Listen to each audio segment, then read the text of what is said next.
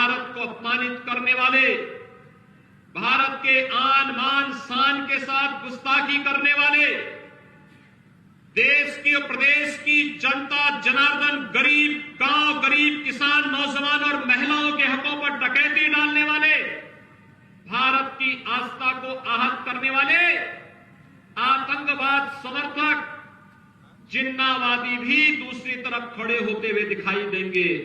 और भाइयों बहनों, उन स्थितियों में याद रखना, चुनाव बड़ा रोचक होगा, महत्वपूर्ण होगा। इसलिए महत्वपूर्ण होगा क्योंकि दुनिया देखना चाहेगी कि भारतीय जनता पार्टी ने 2014 में, 2017 में, 2019 में जो कहा सो करके दिखाया, जो कहा सो करके दिखाया। जो असंभव था, जो आजादी के बाद लोगों के लिए नामुमकिन था, उसको मोदी जी ने मुमकिन बना दिया। और पूरी दुनिया के अंदर एक बात सबकी जुबान पर आ गया है कि मोदी है तो,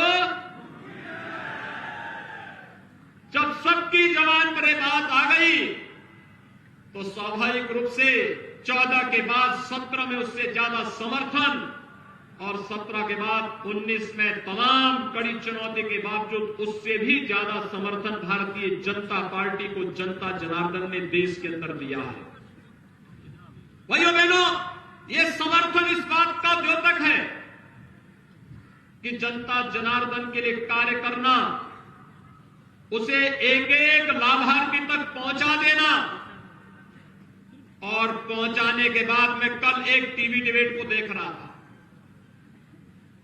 टीवी डिबेट में एक बात आ रही थी, उसमें एक सज्जन ने कहा कि आखिर भाजपा को, रिपोर्टर ने पूछा कि क्यों भाजपा को वोट मिलना चाहिए, तो स्वाभाविक रूप से कोई विरोधी दल का व्यक्ति रहा होगा, उसने कहा साहब भाजपा ने क्या किया। तब तक एक कार्यकर्ता सामने था, उसने कहा साहब ये जो बोल रहे हैं ना क्या किया, इनसे पूछो इन्होंने क्या किया। ये 70 वर्षों तक तो एक ही बात कहते थे, एक ही बात इनकी जबान पर होती थी कि 100 रुपया जाता है जनता तक 15 पहुंचता है, 85 इन लोगों की खानदान की जेब में जाता था, जनता के पास नहीं जाता था। आज मोदी जी 100 रुपया भेजते हैं, ये 100 रुपया गरीब के जेब में जाता, उसके घर में जाता, उसके खाते में जाता है। आज कोई डकैती नहीं, एक साफ और पारदर्शी सरकार देने का कार्य किसी ने किया है, मोदी जी ने किया है। भाइयों बहनों, अगर लोक कल्याणकारी योजनाओं का लाभ सही मायने में आजादी के बाद सही मायने में किसी को मिला है, तो एक एक बूथ अध्यक्ष का दायित्व बनता है कि उन लाभार्थियों से संवाद बना करके, जिसको मकान मिला है, जिसको शौचालय मिला है, जिसको आयुष्मान भारत का कार्ड मिला है, जिसको अन्न योजना का लाभ मिला है, और जिसको शासन की किसी भी योजना का लाभ मिला है, उन सभी लाभार्थियों को भी अगर आप जोड़ देंगे, एक बड़ी संख्या आपके बूथ पर, बूथ मजबूती करने के साथ साथ बूथ जीता तो चुनाव जीता के प्रधानमंत्री मोदी जी के इस मंत्र को पूरी तरह सार्थक करता हुआ दिखाई देता है। भाइयों बहनों, उस लक्ष्य को प्राप्त करने के लिए जहां एक और हमें कार्य करना होगा, दूसरी तरफ इस सदी के सबसे बड़ी महामारी में आपने देखा होगा, न कांग्रेस का पता था, न सपा का पता था, न बसपा का पता था। ये सभी पार्टियां, सभी नेता अपने अपने घरों में होम आइसोलेशन में थे। लेकिन भाइयों बहनों, या तो केंद्र सरकार कार्य कर रही थी, या राज्य सरकार की मशीनरी काम कर रही थी, या फिर भारतीय जनता पार्टी का संकल्प था सेवा ही संगठन, और सेवा ही संगठन के मंत्रदाता हैं हमारे राष्ट्रीय अध्यक्ष माननीय श्री जगत प्रकाश नड्डा जी, जिन्होंने एक एक कार्यकर्ता से कहा कि नहीं, ये आपदा का कार्यकाल है, राष्ट्र राष्ट्रीय आपदा का कार्यकाल है, विश्व में मानवता का संकट खड़ा हुआ है और इस संकट के समय में हमारे लिए भारतीय जनता पार्टी के लिए देश सर्वोपरि है। एक एक नागरिक के जीवन को बचाना है। इस समय पार्टी नहीं, संगठन नहीं, सेवा हमारे लिए सर्वोपरि। और भारतीय जनता पार्टी का कार्यकर्ता एक एक दीन दुखी के पास जाकर के उसके साथ खड़ा होता हुआ दिखाई दिया। कहीं पर दवा के लिए, कहीं टेस्ट कराने के लिए, कहीं अन्न योजना का लाभ दिलाने के लिए, कहीं पर ऑक्सीजन उपलब्ध करवाने के लिए केवल भारतीय जनता पार्टी की उपस्थिति थी, बाकी किसी की उपस्थिति नहीं थी। भाइयों बहनों, ये गोरखपुर क्षेत्र लगातार राम जन्मभूमि आंदोलन से जुड़ा रहा है। 500 वर्षों से लोग मानते थे समस्या का समाधान नहीं होगा, लेकिन 2019 में भारतीय जनता पार्टी ने प्रधानमंत्री मोदी जी के नेतृत्व में जो संकल्प लिया था, आज उसकी परिणति है कि 5 अगस्त 2020 अयोध्या में राम जन्मभूमि के भव्य मंदिर के निर्माण के मार्ग का भी कार्य शुभारंभ प्रधानमंत्री मोदी जी के नेतृत्व में हो गया है। आप देख रहे होंगे एक एक करके सभी समस्याओं का समाधान हो रहा है। और ये प्रदेश जो कभी दंगों के लिए विख्यात था, जिस प्रदेश में माफिया सिर चढ़ करके बोलते थे, जिस प्रदेश में माफिया की जहां मर्जी आती है, उस जमीन पर कब्जा करके सत्ता का संरक्षण प्राप्त करके किसी के भी गरीब को, किसी भी व्यापारी की जमीन पर, किसी भी सार्वजनिक जमीन पर कब्जा कर लेते थे।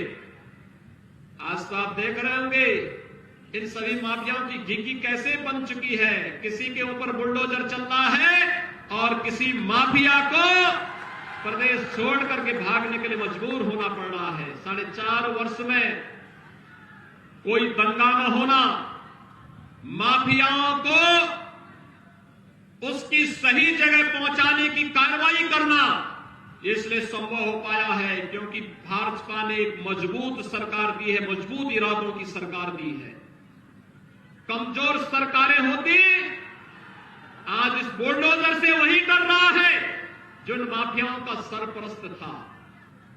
वही भयभीत है क्योंकि इसे मालूम है कि जनता की जो गाड़ी कमाई इन्होंने समेटी है, ये बुलडोजर एक एक करके उस सारी गाड़ी कमाई को फिर प्रदेश के विकास में लगाने का कार्य एक न एक दिन कर दे करके रहेगा। और आज भाइयों बहनों वह सर्वत्र देखने को मिल रहा है। और इसीलिए आपके पास तमाम मुद्दे हैं और उस मुद्दे के साथ एक एक बूथ की मजबूती के लिए कार्य करना, उस अभियान के साथ जुड़ना, और जो प्रधानमंत्री मोदी जी का मंत्र है कि बूथ जीता तो चुनाव जीता, बूथ जीता तो चुनाव जीता के इस कार्यक्रम के साथ भारतीय जनता पार्टी को एक एक बूथ को संभालने की जिम्मेदारी बूथ अध्यक्षों की, बूथ की टीम की, पन्ना प्रमुख की, इस अभियान के साथ अगर हम आगे बढ़ गए तो भाइयों बहनों 2019 में आपने महागठबंधन को पूरी तरह पछाड़ करके राजनीतिक रूप से उन्हें नेस्तनाबूद करने का काम किया था। और 2022 का चुनाव उतना चैलेंजिंग नहीं, लेकिन कुछ लोग आपको चुनौती देने के लिए जब कोई आ ही गया है, अखाड़े में जब कोई जबरदस्ती किसी पहलवान को चुनौती दे तो पहलवान को भी बहुत मजबूती से उसका सामना करने के लिए अपने आप को तैयार कर लेना चाहिए। और उसी आह्वान के साथ आज यहां राष्ट्रीय अध्यक्ष जी आप सबका आह्वान करने के लिए आए हैं। एक बार फिर से मैं आज के इस गोरखपुर क्षेत्र के बूथ अध्यक्ष सम्मेलन में माननीय राष्ट्रीय अध्यक्ष जी का आप सभी कार्यकर्ताओं की ओर से हृदय से स्वागत करता हूं, अभिनंदन करता हूं। भाइयों बहनों, माननीय राष्ट्रीय अध्यक्ष जी का मैं इसलिए भी अभिनंदन करता हूं, ये गोरखपुर में जो मेडिकल कॉलेज बन रहा है ना, एम्स बन रहा है, इस एम्स का शिलान्यास प्रधानमंत्री मोदी जी से 2016 में माननीय नड्डा जी ने ही कराया था। उस समय आप केंद्र में स्वास्थ्य और परिवार कल्याण मंत्री थे। आज कितने मेडिकल कॉलेज बन रहे हैं प्रधानमंत्री मोदी जी की परिकल्पना को जमीन पर उतारने के लिए।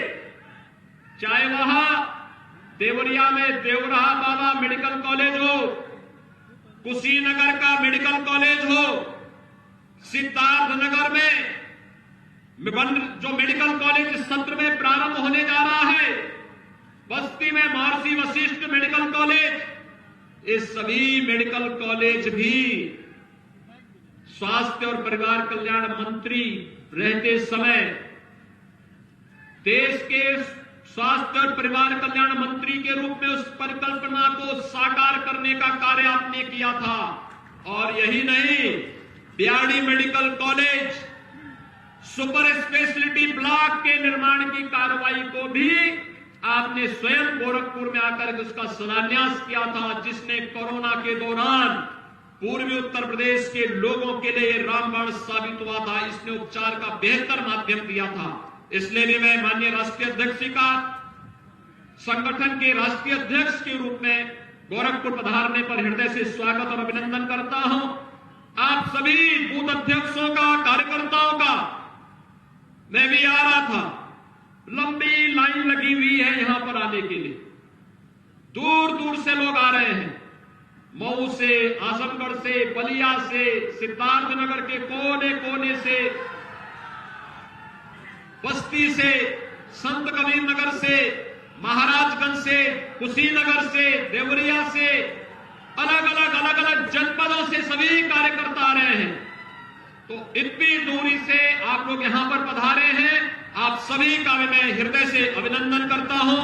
धन्यवाद। जय हिंद, जय जय श्री राम।